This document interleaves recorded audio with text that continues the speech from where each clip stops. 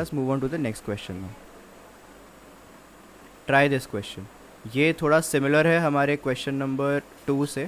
तो try this question. So let us discuss now. इस question को हम लोग कैसे करेंगे. तो पहले तो उसको सिंप्लीफाई कर लेते हैं. ये क्या हो जाएगा, X Y is equals to 6/5 x plus y, and this will be x y equals 6 y minus x, right. ये बन जाएगा मेरा 5xy is equals to 6x plus 6y, and this will be xy is equals to 6y minus 6x. okay.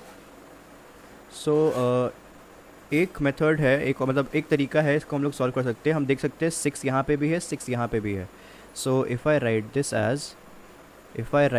As minus 6x plus 6y. ठीक है. तो 6x मैं eliminate कर सकता हूँ. Let us try eliminating like this only, add करके सीधा. तो ये कितना हो जाएगा, मैं यहाँ पे लिख देता हूँ फिर से इसको. 6x plus 6y is equals to 5xy and minus 6x plus 6y is equals to xy. Eliminate करने के लिए क्या करूँगा मैं, I will add both these equations. तो ये कट हो जाएगा and this will become 12y, this will become 6xy. तो y का वैल्यू मुझे क्या मिलेगा यहाँ पे, देखिए y मेरा कट एंड x का वैल्यू मुझे क्या मिलेगा, 12/6 which is x is equals to 2. तो आप चाहे तो without bringing it into fraction, जैसे कि सेकंड क्वेश्चन में हम लोगों ने क्या किया था, हम एक्स वाई से हमने डिवाइड कर दिया था दोनों तरफ, LHS एंड RHS. तो हमें फ्रैक्शंस के फॉर्म में आ गया. फिर हम लोगों ने अज्यूम किया 1/x को u ले लो, 1/u को एक, तो अज्यूम करना पड़ता है.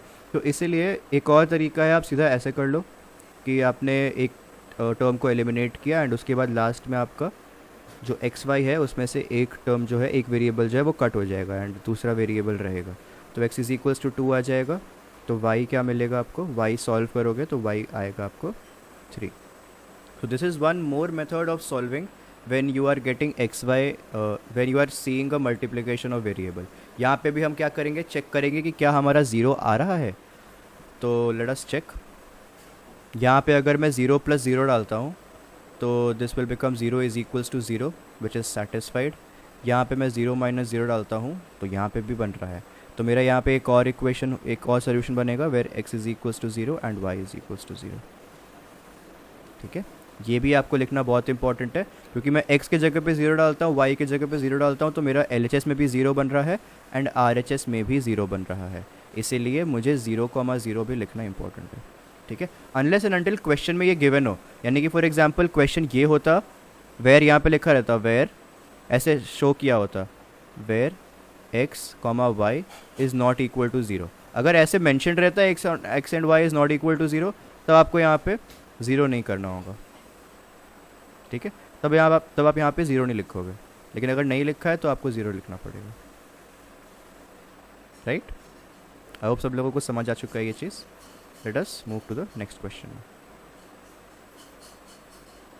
Determine the values of a and b for which the following system of linear equations has infinite solutions.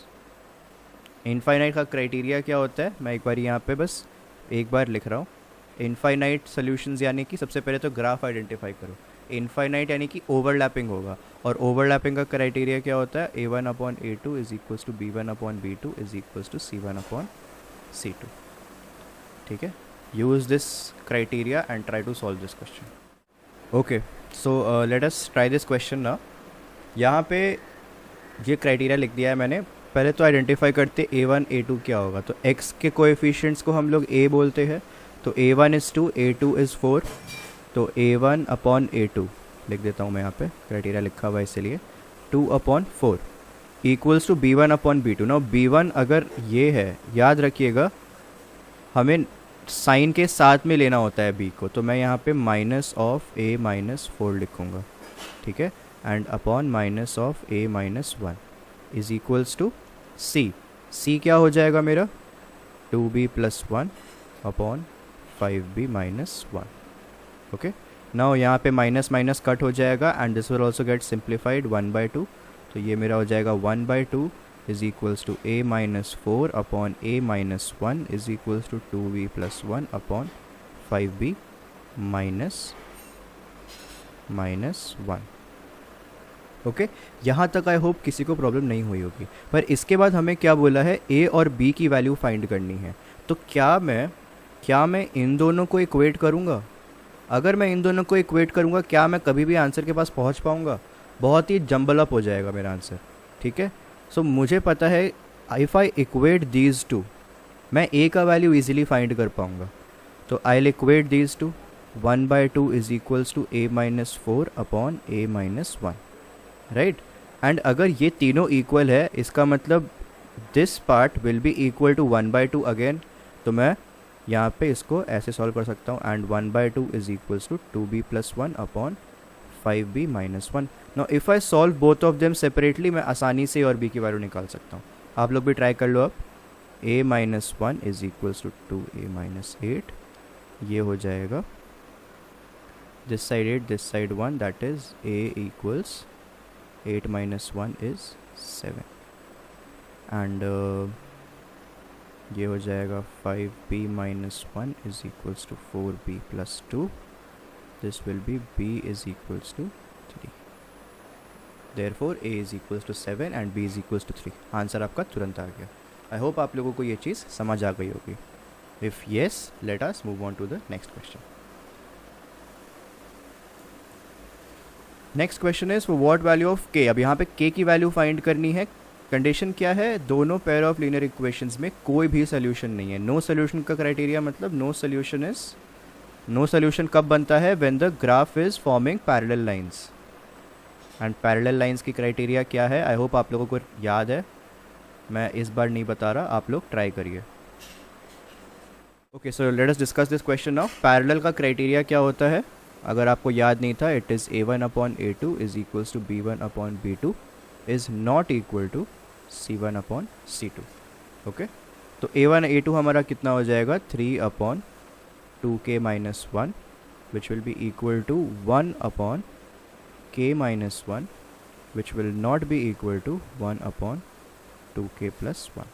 ना यहाँ पे तो आपको सिंपली समझ आ जाएगा आपको किन दोनों पार्ट्स को इक्वेट करना है। यहाँ पे a1 a2 और b1 b2 इक्वेट हो जाएगा, तो this will give me what, 3 upon 2k minus 1 is equals to 1 upon k minus 1 which is nothing but 3k minus 3 is equals to 2k minus 1, giving me k is equals to 3 minus 1 which is 2। Okay, तो k का value 2 तो हमें मिल गया, ये हमारा answer तो हमें मिल गया, पर एक बार ना चेक करना ज़रूरी है कि क्या ये इस कंडीशन को सेटिस्फाई कर रहा है कि नहीं, इस कंडीशन को। ओके, तो ये आप ज़रूर चेक कर लीजिएगा। तो k का वैल्यू मैं पुट कर देता हूँ। k का value if I am putting it over here, मुझे क्या मिल रहा है, 1 upon 2 minus 1 which is 1। Is it equal to और not equal to 2 into 2 that is 4 plus 1 5, तो ये नॉट इक्वल टू है, यानी कि ये मेरा इस कंडीशन को भी सेटिस्फाई कर रहा है। Therefore k is equals to 2 is the correct answer of this question. Understood. चलिए, ये आपको शो करना बहुत इंपॉर्टेंट है। ये वाला क्राइटेरिया यहाँ पे सिर्फ k का वैल्यू फाइंड करना इज़ नॉट इम्पॉर्टेंट। लास्ट में ये लाइन ज़रूर लिखिएगा कि k का value if I am putting it as 2, this particular condition is also getting satisfied, therefore this is the answer. Therefore at k is equal to 2 this pair of linear equation will have no solution. Okay, एक conclusion statement होता है, इसको हम conclusion statement कहते हैं, जहाँ पे हम आंसर को एक बारी वापस लिखते हैं या फिर कोई कंडीशन अगर है तो उसको प्रूव करते हुए वापस लिखते हैं। ये कंक्लूजन स्टेटमेंट जो है ना, ये बहुत इंपॉर्टेंट होता है। So make an habit of writing all the conclusion statements in every question. अगर x और y का वैल्यू जो भी आपको आ रहा है, जैसे हम प्रॉब्लम सम्स करेंगे, उसमें देयर इज़, चलिए जब प्रॉब्लम सम्स करेंगे तब डिस्कस करेंगे कंक्लूजन स्टेटमेंट लिखना कैसे है। Next question on your screen, try this question and then we will discuss. Let us discuss now. तो ये बहुत ही अच्छा क्वेश्चन है, let us discuss this solution now. अगर आप लोगों को ये क्वेश्चन अच्छे से आपने लिखा, इसको अच्छे से प्रेजेंट किया, तो ये जो कंसेप्ट चल रहा है ना, infinite solutions, no solution, unique solution, इसका आपको कंसेप्ट जो है अच्छे से क्लियर हो चुका है, इसका मतलब। ठीक है, तो मैं बताता हूँ क्यों। इनफाइनाइट सोल्यूशंस का क्राइटेरिया हमें पता है, हमने अभी किया था a1/a2 is equals to b1/b2 is equals to c1/c2। ये जो क्राइटेरिया है ना, you have to write this criteria every time whenever this thing is asked. Infinite solutions, आपको फार्मूला उस पर्टिकुलर चीज़ में जो भी चीज़ें, जो भी फार्मूला यूज़ हो रही है, जो भी क्राइटेरियाज यूज़ हो रहे हैं, ये आपको अपने आंसर में लिखना बहुत ज़्यादा इंपॉर्टेंट है, इसके मार्क्स होते हैं। इसलिए अगर आपने ये नहीं लिखा, आपके हाफ नंबर या 1 नंबर ऐसे ही कट जाएंगे, भले ही आपके सारे स्टेप्स आंसर सब चीज़ सही हो। Okay, so keep this in mind. उसके बाद आपने लिखा 1/k+1 is equals to k+1/9 is equals to 5/8k-1। ये आपने लिख लिया। नाउ अब आपको क्या करना पड़ेगा, इक्वेट करना पड़ेगा। So first I will equate these to and उसके बाद आई विल इक्वेट दीज टू। क्यों यहाँ पे मैं ऐसे पेयरिंग कर रहा हूँ, पेयरिंग करने का रीज़न क्या है, यहाँ पे आप किसी को भी पेयर कर सकते हो, आप इन दोनों को भी पेयर कर सकते हो, डजेंट मेक एनी डिफरेंस, पर क्योंकि यहाँ पे सारे में वेरिएबल्स है, मैं इन दोनों को पेयर कर देता हूँ। तो let us write now 1/k+1 is equals to k+1/9 and k+1/9 is equals to 5/8k-1। okay, solving this I'll get k+1 का whole square is equals to 9 and यहाँ पे मुझे क्या मिलेगा, k+1 into 8k-1 is equals to 45। Okay, इसको solve करना आसान है। Let us solve this first. k+1 whole square is equals to 9, तो मैं अंडर रूट कर सकता हूँ both the sides. If I under root, यहाँ पे ध्यान देना है बच्चे, यहाँ पे गलती करते हैं। k+1 का होल स्क्वायर का अंडर रूट करूँगा तब तो ये k+1 होगा, पर अगर मैं 9 का अंडर रूट कर रहा हूँ, I will not get only +3, I will get +-3। ये बात ध्यान रखिएगा, कभी भी किसी नंबर का अंडर रूट कर रहे हैं, you have to write positive and the negative value both. +-3 होगा, देयरफॉर यहाँ पे मुझे k के 2 वैल्यूज़ मिलेंगे। k will be +3 -1 and k will be -3 -1। तो मुझे एक वैल्यू मिलेगी 2 एंड दूसरी वैल्यू मिलेगी -4। ओके, अब मैंने इसको सॉल्व कर लिया। क्या मुझे इसको सॉल्व करने की ज़रूरत है? ये एक क्वाड्रेटिक इक्वेशन बनेगा और मुझे इसको सॉल्व करना पड़ेगा। Do I need to solve this equation? No. क्या करूँगा मैं? Use your brain, do smart work. Smart work क्या होगा, आप 2 पहले सब्सटीट्यूट करो। यहाँ पे 2 वैल्यूज़ आपको k की मिल गई। आपको पता है कि k की कोई एक या दो ही वैल्यू होगी जो दोनों को सेटिस्फाई कर रही है।